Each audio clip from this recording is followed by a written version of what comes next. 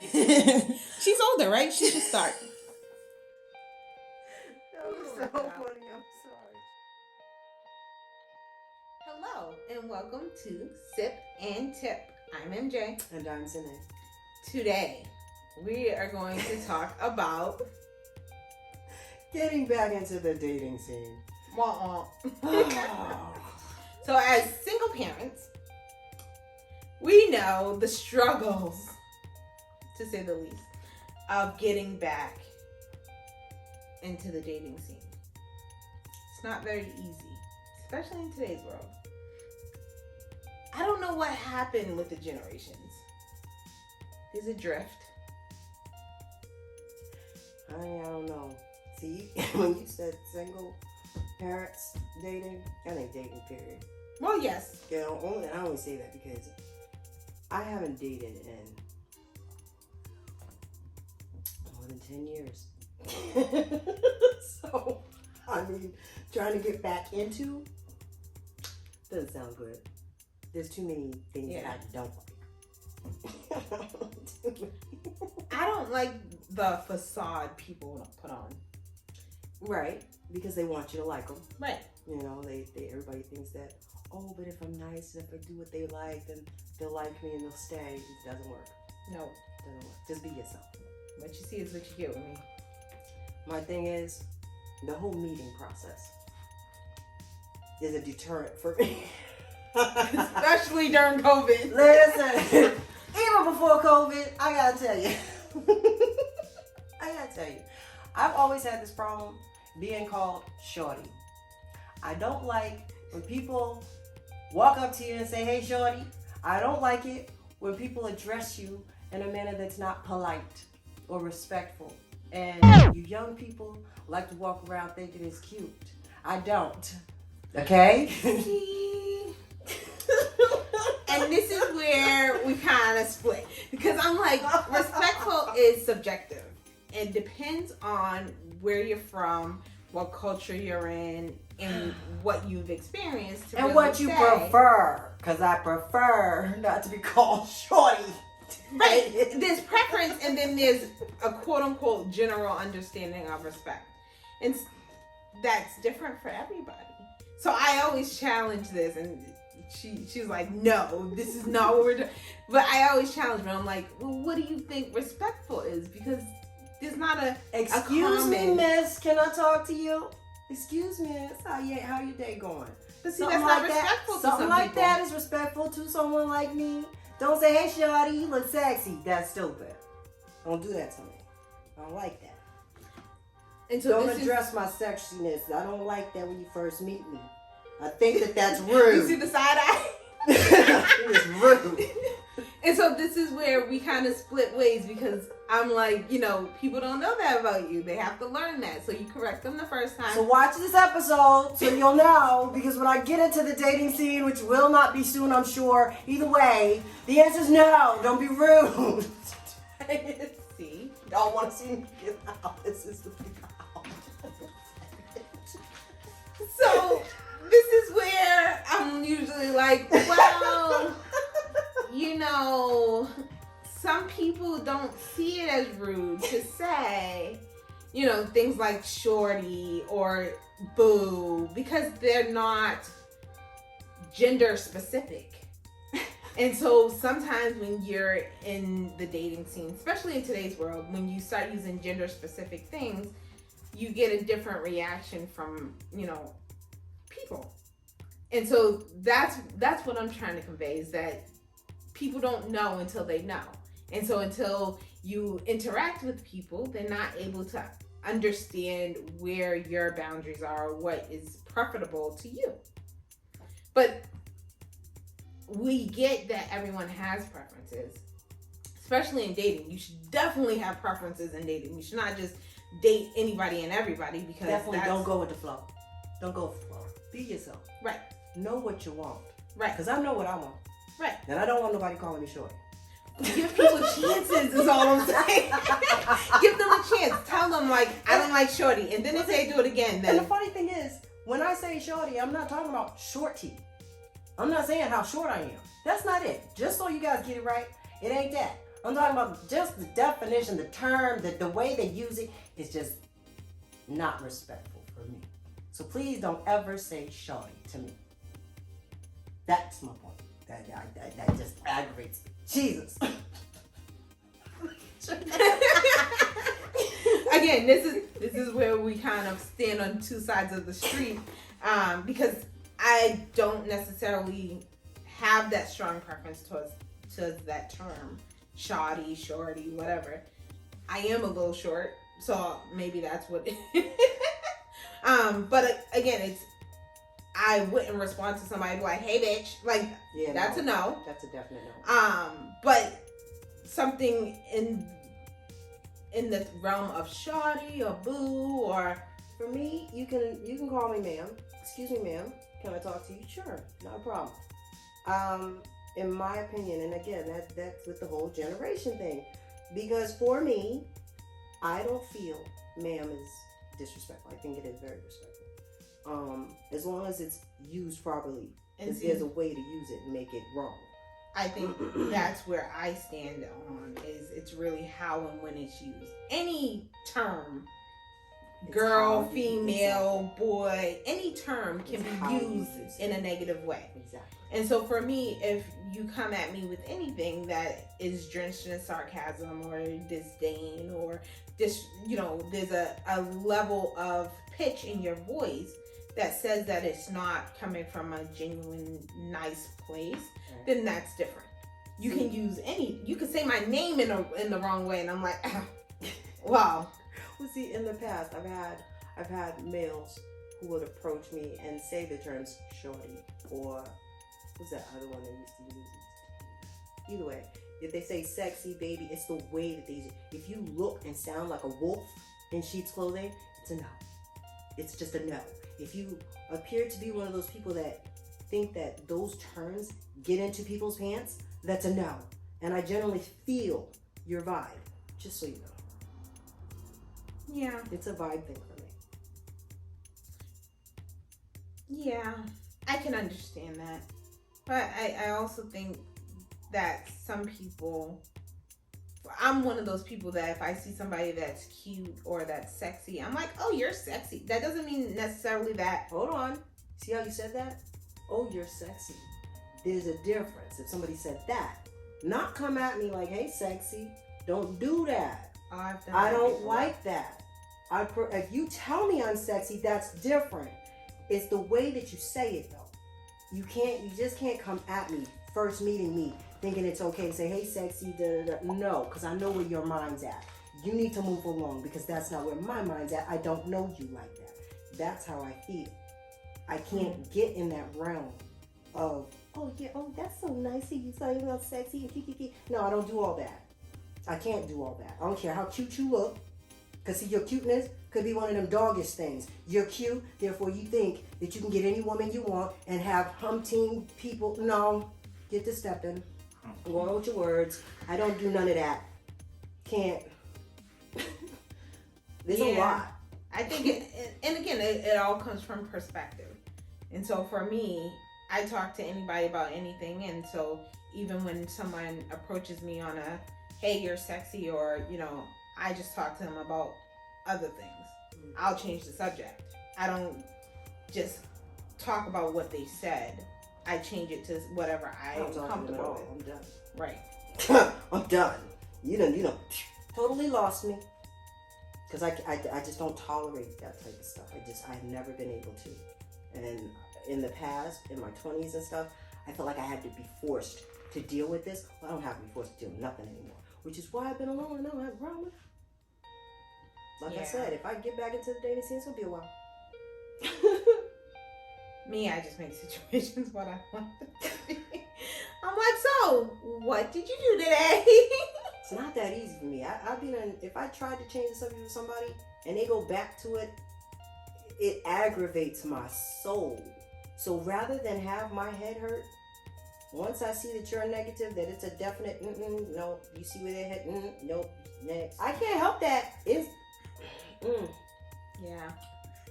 I got this thing. I'm sorry. I have not had very good experiences dating. I really haven't. And people have just been dogs. They have been disrespectful. The very few people that I did have a good relationship with, they turned into dogs later. So, yeah, I'm not in no rush to date. I'm not. Too much stuff. Too much people too busy out for themselves. Instant gratification and all the other craziness. I'm not into it. I'm in it for the long haul. Well, that's true. People are used to this white microwave mentality where everything has to be ready-made. And people don't want to put in the work. Doesn't mean that they won't. And I think that's the power of communication. You know, not expecting a relationship right off bat. Let's get to know each other. Let's hang out. Let's do this. And I make my boundaries very clear. Exactly. But, you know, again, it's about preference. It's about making sure people understand where you're coming from. I've always had my significant others have always been my friends first. Right. And then, you know, and it's not, we friends for 2 weeks either. You'll be my friend for a while. Right. And I think that there's benefits to that. There's a lot of benefits to that.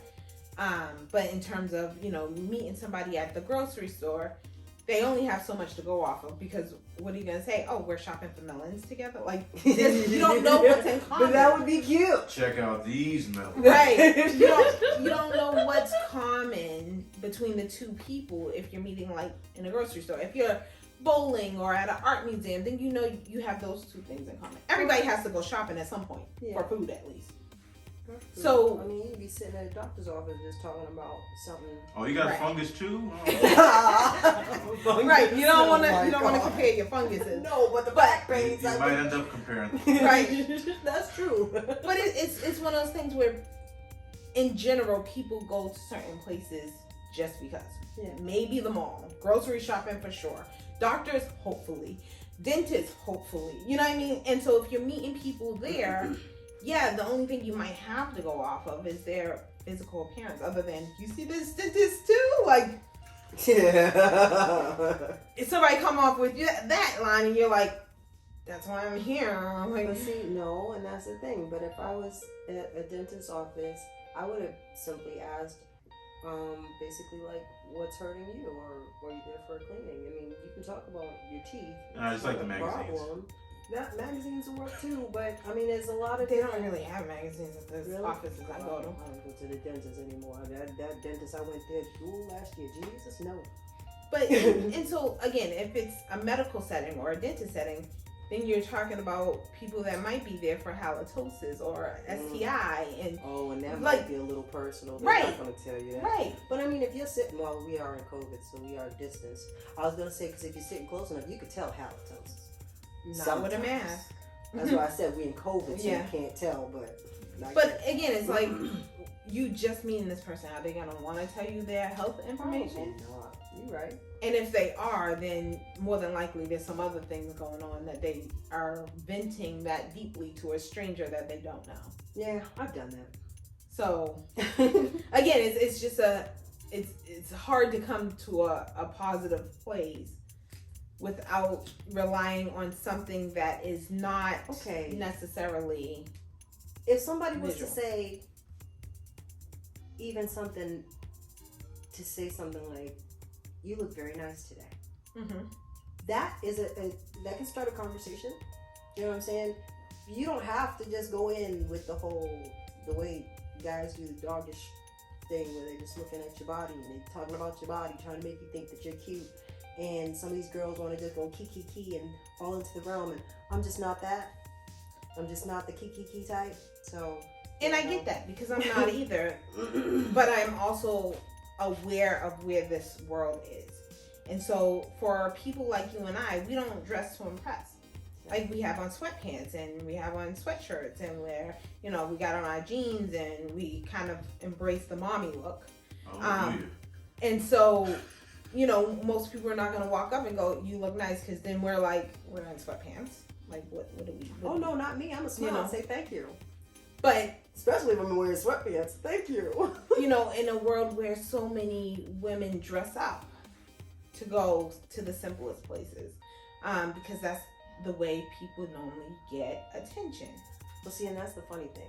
If I dress up when I leave this house, whether it's to go to the grocery store or to the doctor's, it ain't for nobody's attention. It's because I got plenty of decent damn clothes and I don't leave this house enough to wear them. So when I do, I'm a dress to look cute if I want to. Right, and I It ain't get got nothing that. to do with nobody else, and I damn sure don't want your attention. I get that. See, and that's the interesting thing, because if you look at, say, single fathers, for me, I have honestly found that single fathers tend to dabble in the moms. It happens. You know, it's like they feel like, and this is not all of you, but some of you seem to feel like since you had a baby with her, it's okay to keep sticking her. Well, it's not. Not if you're trying to date someone else. It's not. So I've had that situation. I'm not okay with that situation. If you're a single dad and we are talking, I don't have a problem with that. But it'd be better for you if you state that you're still dabbling with your exes or your others, because, you know, that's just nasty if you're thinking you're just gonna dabble with everybody. I'm sorry. I just don't like it. I think single parents in general are on a search, and I think they're on a search for something, and I think it depends on their awareness. Some people are on the search for what they no longer have, meaning their child's parent, and then some people are on a search for the opposite. But you're used to what you're used to, and sometimes you don't realize that, and you don't realize, you know, you've left that situation, or you're not in that situation, or that person left the situation with you for a reason. So you trying to recreate that might not be a good thing. And then some people try and run completely away from that, which means you're getting yourself into a different extreme, which is not always the same thing. It's not always a good thing either. So I think really understanding who you are, which is a bigger issue in the world, self-identity, and being able to hold your own in your own realm of being and being comfortable with your thoughts And yourself. different. Right. Because if you can't be alone and you need to have somebody with you, there's a problem. Okay? Because you should be able to stand alone. Once you break up, you need some time to heal from that breakup. Okay? And that doesn't mean, oh, I'm broke up, but I'm still dabbling. If you're dabbling, you ain't healing. And you're not letting anything go. And that's another problem I have. That's why I ain't dating either. People don't know how to let things go. They don't know how to be themselves and be okay being by themselves long enough to heal so that they can give the next person a full version of themselves. Because I found my full version of me. And when I do decide to date, that person's going to get just the full version of me. And I don't want a half version of nobody. I also think that there is a segment of people that fill their time. Instead of healing from what's happened, they fill it with other things or other people, hobbies or friends or family. Right. And they're not healing, they're Or pacifying. Rebound. Well, that too. But even outside of relationship stuff or sexual stuff, they fill that space with anything but self-reflection, anything but healing from their traumas or their past pains or whatever the case may be. And so even that, once you get into a intimate relationship, sexual or not, those things are going to start to come undone because you're not having those coping mechanisms that you put in place. And so that's the important part of healing, because you're not then just putting a Band-Aid over it. You're really, healing that scab, tending to that wound. So therefore, when and if something does happen, you're not just peeling the Band-Aid off and exposing all of the hurt from however many people before. And I think that's something that ongoing people are not great at doing. We don't live in a world where we talk about the traumas of dating, period. We don't talk about the traumas of interpersonal issues, period. We don't talk about the traumas that we endure on a daily basis, period. Especially as women. It's true. Especially as the quote unquote, and I don't believe this, but it has been said way too many times for me not to bring it up, the subservient being. And that's what some people see women as. Or, you know, the less aggressive, the passive, you know, being as and the... yet, because we become single parents, we become the aggressors. So, but we're being faulted for being the aggressor. But we're being faulted for being aggressive, but we're not labeled as aggressive. We're labeled as a bitch. Exactly. And therefore, we're not dateable because we're bitches. Right. Or, you know, we up our standards because what we thought to be true before, and then all of a sudden it's like, oh, you was with X, Y, and Z, and they didn't have a job, and they didn't have this, and they didn't have that. And now all of a sudden you want a person with a job and a 401k and a retirement plan. Now you're a gold digger. I know, right? No. So, and again, I don't believe that people should only be in relationships for financial status. Not at all. I come with my own, and I'm okay with that. But I do believe that people need to work towards being better in general. It doesn't matter what level you're on. You can always be a better version of yourself. Definitely. So whether that's a financial version, an emotional version, a mental version, a physical version, you can always be a better version of you. So going into a relationship that you have to have financial stability and a 401k and a this and that, I don't wholeheartedly believe that. I think if you have a plan, that should be suffice, because again, things happen. If you're in a, you know, heterosexual relationship, maybe you get pregnant, that messes up your whole financial portfolio. The whole portfolio is out the window and you got to start over. Or let's say you have, you know, you lose a job unexpectedly thanks to COVID or anything else, or the company shuts down. Your whole financial portfolio goes out the window. Or, you know, when we bought the house, you went from having so much savings and having so much cushion to not having as much. But you swap that for something else. It's an investment. But some people that are not financially savvy might not see it as that. It's like, oh, your bank account does not have so many zeros and, you know, yada, yada, yada. But let's face it, 401ks is not the end all be all. You can't rely on Social Security after a certain point. For me, my thing is, I'm looking at the character of the individual. And if your character screams that you just are not right, then that's enough. And by saying not right, I mean you can't be somebody that's just stepping all over everybody else in order to see yourself rise. Right. Okay? You can't be a lazy bum who doesn't want to work, who thinks that they're just gonna mooch off of a woman. That's just, or anyone for that matter. That too. But you can't be somebody that's just gonna keep asking your kid for money, even though you ain't been paying child support. You ain't gonna be the person. I'm sorry, these are different people that I'm thinking that I don't want as far as a relationship. So I'm just saying, getting back into the dating scene, you've got to know all these different things. And I'm not a gold digger because I don't care what's in your bank account. Okay? Right. But I do care what character you are. I do care that you're honest. I do care that you have a good heart. I do care whether or not you're a good father or mother to your kids. You know what I'm saying? I know these are the people. You can't be around me and be disrespectful to your kids. You can't be around me and not be a parent to your kids. You can't do that. I don't want those type of people around me because I am a parent to my children. And I believe these children all need guidance. So when I get back in the dating scene, please don't come at me if you're a deadbeat dad. That's a definite turn off. And I will find out because I love kids. So I think there's a level of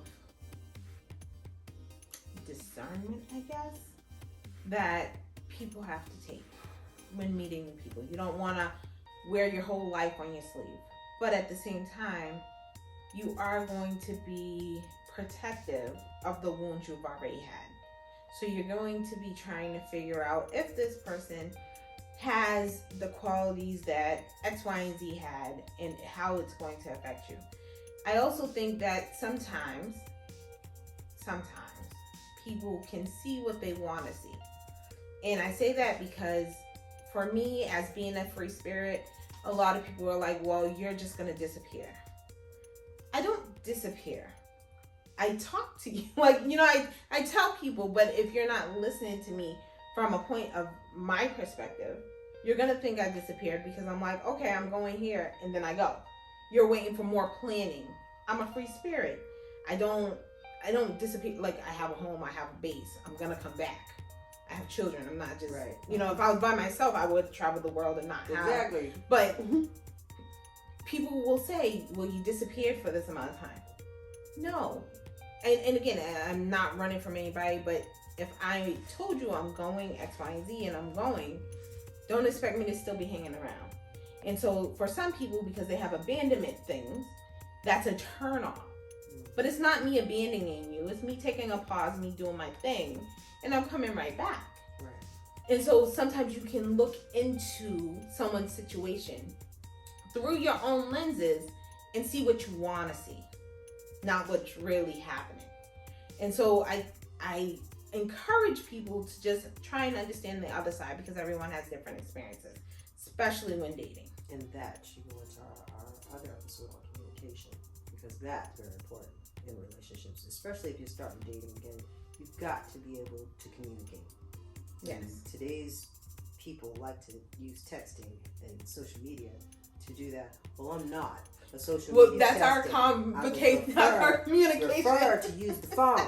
See? Yeah. Call me on the phone. We'll talk about that in our communication episode. So, ordinarily, when giving my phone number to anyone, yes, I would prefer to talk, and I specify that because texting, my eyes aren't very good right now. Okay? And I don't do all this. But yeah, as you can see, my fingers don't work like they do for them youngins. Okay? Also know what text like. I don't know how to. I'll do just like this, and I don't care. It's that I look old. I can't help it. It's like I can't see it. I gotta move the phone a certain way. That's too much. I'd rather just pick it up. Hello, how are you? You know what I'm saying? Discuss to me about your day. Tell me about who you are in our first conversations. If you're a dad, yes, let me know this. Okay? If you have a marriage that you're separated from, yes, these are things that I feel need to be discussed. Because Lord forbid, I feel a general connection when we first meet, and I think things could go somewhere, and in the back of your mind, you already know it's not. See, I don't like that. I like sheer honesty. You gotta be open. You gotta tell me upfront and everything that could possibly be. And if you can't do that, I'm not the right person for you. I'm just not. I'm a little different. I prefer text or email just because I'm a single mom. I have children. I have work. I have a business. I don't have time to sit on the phone. And most of the time when I'm on the phone, it's in the middle of the night. So I want you to text or call me because I'm accessible. I just can't sit on the phone and have a conversation about your day. We can check in. We can communicate, just not verbally over the phone. I'm really big at, hey, let's grab coffee. We'll spend a half an hour, 45 minutes drinking coffee and talking. But for the most part, in my day-to-day running around, I don't have the time to sit on the phone. You're going to send me a text, I'm steadily going like this here trying to see it. Or better yet, I might not even heard a ding, and then I done missed lunch. Excuse me. You done better call me. Say, hey girl, how you So doing? now you're hangry. I might be. If my son-in-law didn't make me no ramen, I might be. And so, I think it speaks to a lifestyle difference. It does. And so, even to mesh into my world, if you're expecting me to be, attentive to you on an everyday for hours, that's not going to happen. I have a busy life. I have a lot of things going on.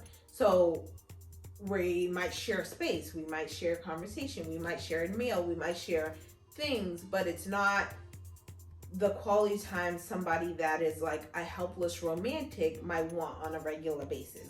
We can have moments of that, but it's not going to be, every week we have 8 hours where we're just soul gazing and, telling each other sweet nothings. I don't have time for that. That's not my life. So when you're, wanting to do something romantic, that's great. We can go have a picnic. We can go. But don't expect me to be able to be whisked up at the last minute to go do something because I don't can have that. be. Right, and so that's the lifestyle change. That's I the know. lifestyle differences, should I say. Right. I don't have time for that. I can't always be whimsical, That's especially because for a you have extended your period own of time. business, though. There's a difference. When you have your own businesses and you've got to make sure things are up and running and doing things, that takes up a lot of time. And you have to make sure that you're responsible for those things. And leisure time does seem like it's pretty scarce. But that you doesn't can make it. anybody feel good on the believe other me, end. I know. I've been on that end. And so this is why I Sure. say, like, people will get upset because you're not making time. But it's not that I'm not making time. It's the time that I'm making you're not accustomed to. Well, see, and that depends, because if you're talking about somebody that you're just meeting and stuff like that, then I can understand that. But if you're in a full-blown relationship, you make the time. But what is making the time? That's the difference. For me, making the time means, okay, we'll make the time for a dinner. But I have other things I need to get back to. That doesn't mean I'm making the time to run off on a lovely weekend with you, because I probably won't have that time. Or it won't just be the two of us because I have children. Well, Or I have to work. You know what I mean? And some people, that's a hard limit for them.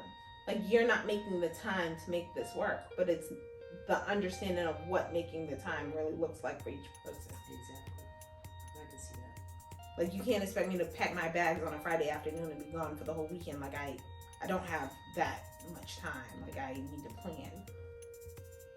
The way I see it, I got a daughter that can handle my son. If somebody says to me, do you want to take a daggone weekend? Yes! I will take the weekend. I don't have that option, however, but I would if I could. Right. I don't have that ability. Wow. Not without at least bringing my laptop Making and bringing plans. the children. Yeah. Or, you know, I get it. if it's a family thing and I could bring my work with me, then fine. Right. And see, I only have the one child. Right. So, and he's going to be 11. So it's like, you know, Right. he can stay with his sister and I don't have a problem. I can disappear if I wanted to. I just don't. I really don't like people. That's a damn shame. Would you date a fitness nut? Yes. I would actually date a fitness nut because I like fitness. I think it's cool. I would actually try to do it. I'd probably end up in the hospital or on bed rest for 3 or 4 days, but I would do it just because it'd be fun. Nope, I wouldn't date a fitness nut. Like, I there's would. more to life than just working out. Would you look me on the steroids? Hell no. No steroids. If I know you're on steroids, that's a little different. Why? Steroids make you do stupid shit. Really? Yes. Well, in moderation. Sometimes, no. Because see, sometimes steroids can make a person's testosterone go crazy, and then they get violent towards those people that are around them. No. Steroids is a no. Honesty. Sense of humor, Kindness. understanding, Intelligence. caring abilities. That's funny, I was going to say compassion. What about hair? That's what this is. Oh, yes. You want baldy? And it's funny, I prefer hair, but I don't want to have to do your hair. So, Hair doesn't matter. yeah, I guess it doesn't matter. But, Or Long back hair, hair? don't care. No, I don't really. Well, there's less women with black hair. I'm just gonna say that. What if you? I don't know. Honestly, I don't know. I don't really think that hair Body bothers hair. me because I myself have been hairy forever. Like, Body I feel hair I got is lots of not- hair. It's not a breaking point. Right. I don't think so either. It's just Empathetic. considerate. I don't want you to be selfless. Like, you gotta be for yourself as well. You have to have some type of selflessness, though. I need selflessness because I'm a selfless individual. As long as you're kind and you're honest, like, don't think you're helping me with my feelings by keeping things from me. I don't like that. And that concludes the episode for Sip and Tip. Don't forget to like, subscribe, and comment. Peace, love, and happiness. Hope you find love.